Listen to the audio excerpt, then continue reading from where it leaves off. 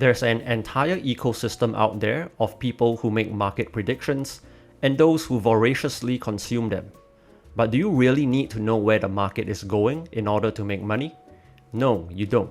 Trading can be entirely reactive, not predictive. Of course, I am by no means a pioneer in this concept. I'm just standing on the shoulders of giants who have come before me. Take Michael Covell, for example, author of the famous Turtle Trader book.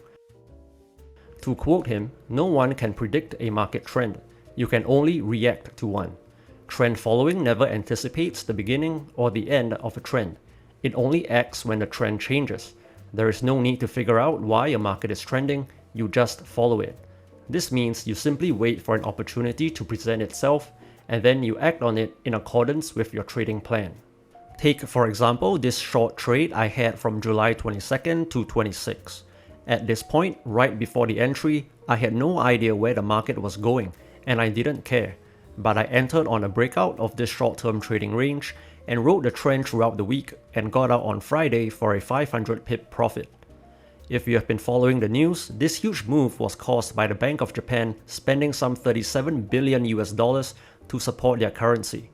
Of course, this was planned in secret and was only disclosed after the fact. Very few people could have predicted this move, especially not those on social media. The following week, there was another move to the downside, and I went short again. A few hours later, the Bank of Japan surprisingly raised their interest rate to 0.25%, and I once again rode the trend down. Did I predict this? No. How about a mean reversion strategy instead? Here is one I shared a few months ago, which uses the volume-weighted average price Bollinger Bands. It is similar to the regular Bollinger Bands, except that a volume-weighted average price, or VWAP, is used for the middle band instead of the regular SMA. At this point, the market looks oversold, and I don't know where it's gonna go, and neither do I care. But I know that statistically speaking, prices are more likely to revert to the mean, which is why the strategy places a limit order to go long when prices cross above the lower band. Of course, I'm not saying that predictive trading doesn't work. If you want to make a prediction and get an early entry, by all means, go ahead.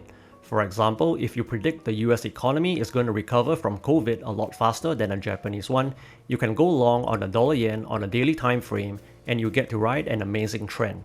So predictive trading can work, it's just far from the only way of trading, and frankly from my observation, it tends to produce worse results.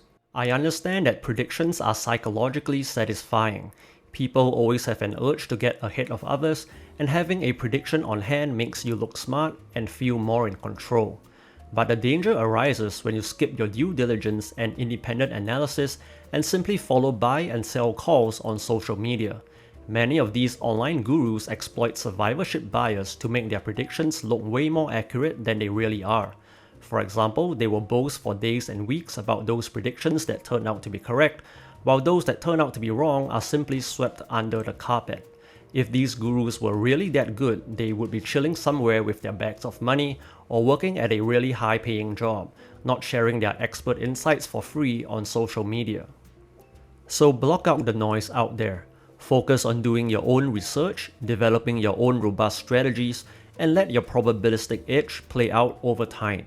You don't need to be the oracle, you just need to be patient and exercise good risk management. To learn more about the volume-weighted average price Bollinger Band strategy I mentioned earlier, check the video at the top right. Or if you want to react to some of the trends in gold, check the playlist at the bottom.